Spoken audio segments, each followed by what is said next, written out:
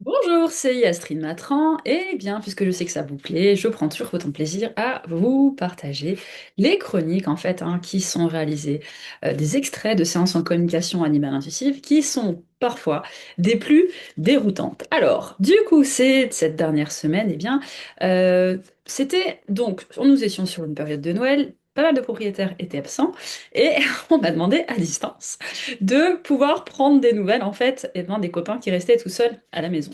C'est le cas donc d'une chatte qui s'appelle Buddy. Donc la propriétaire s'inquiétait parce que les personnes qui venaient la nourrir en fait disaient qu'elle restait cachée dans un des placards de la maison et ne sortait pas. Donc, je lui fais une petite séance de soutien émotionnel, Buddy, par rapport, voilà, elle avait une certaine tristesse, elle avait un coup de spleen, en fait, par rapport à ce propriétaire qui n'était pas là, en lui expliquant tout ce qu'il fallait par rapport au fait qu'elle allait bien revenir, qu'elle continue à l'aimer, et surtout qu'elle allait bientôt rentrer à la maison avec un soutien énergétique. Et une heure après, une des personnes, en fait, qui est partie nourrir, en fait, Buddy, a dit: «Oh là là, elle m'a fait un gros câlin, elle est arrivée, ça y est!» Donc voilà, donc c'est l'effet est peut-être relativement, et bien souvent assez rapide.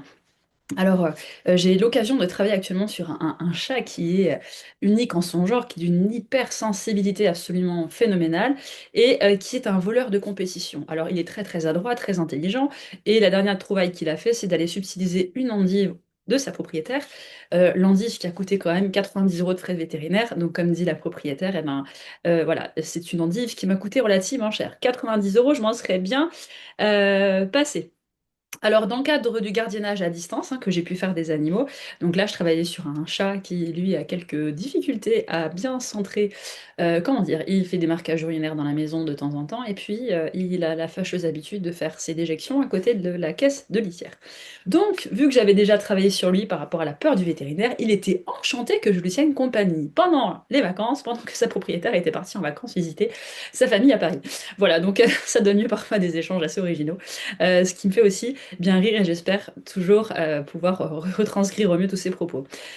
Alors là, un binôme de chats sur lequel j'ai eu l'occasion d'intervenir, puisque un nouveau chat qui est arrivé donc dans la famille depuis ces derniers mois, tout le monde est un peu sur un terrain un peu de conflit. Le drapeau blanc n'était pas encore sorti, donc fort heureusement c'est le cas aujourd'hui, avec tout le travail magnifique que nous avons fait les propriétaires et conjointement.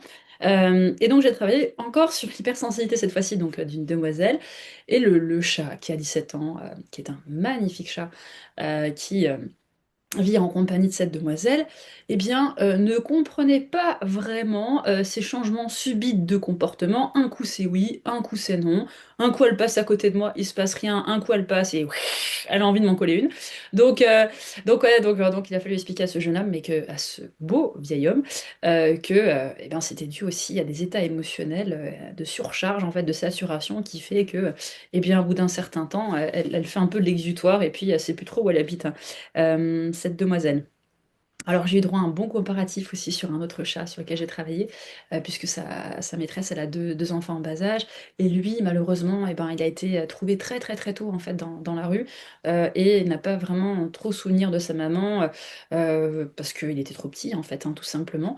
Et du coup, voilà, donc certains manques en fait et une incompréhension du fait qu'il n'est pas, puisqu'il a dû vivre des séparations avec sa maîtresse pour des raisons extrinsèques assez importantes. Et ça lui rappelait en fait la séparation et le manque de sa maman qu'il a pu avoir. Et donc il a fait un comparatif entre quand je vois voilà, ma propriétaire avec les enfants, c'est tellement beau. Voilà, ça fait allusion à ce qu'il aurait certainement aimé avoir comme relation maternelle avec sa maman. Donc j'ai trouvé ça relativement touchant. Alors, dans la série encore des hypersensibles, décidément, j'ai l'impression de parler que de ça avec vous aujourd'hui, un magnifique bosseron sur lequel je travaille. Donc, je vais expliquer un petit peu comment ça fonctionnait, cette histoire de lutte intérieure, de fatigue intérieure, d'avoir ses sens décuplés, de percevoir de façon plus intense que tout le monde son environnement, ce qui fait qu'il sature et qu'il a des relations avec les interactions avec des congénères très compliquées, puisqu'il n'arrive pas à gérer en fait.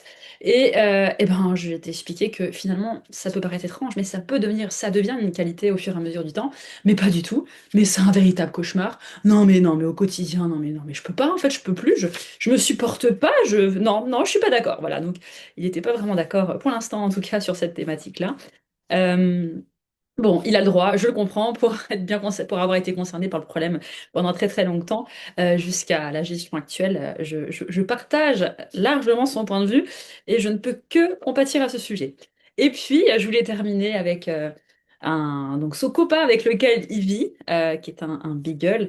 Les propriétaires ont pris la décision, eh bien, de garder ce jeune garçon, voilà, définitivement de l'adopter. Et quand l'information lui a été transmise, ça a été un regain d'énergie. Il était très très très heureux et voilà, c'était le plus beau jour de sa vie. Voilà, sachant qu'il a eu un parcours des plus compliqués puisque c'est un ancien chien de laboratoire. Voilà, donc il est particulièrement touchant. Eh bien, nous vous souhaitons une très belle semaine. Et bien entendu, si vous avez besoin d'échanger, l'appel découverte est gratuit au sujet des problématiques de votre animal pour avoir un point de vue extérieur. N'hésitez pas, je me ferai un plaisir de répondre à vos questions dans la mesure du possible. À très bientôt.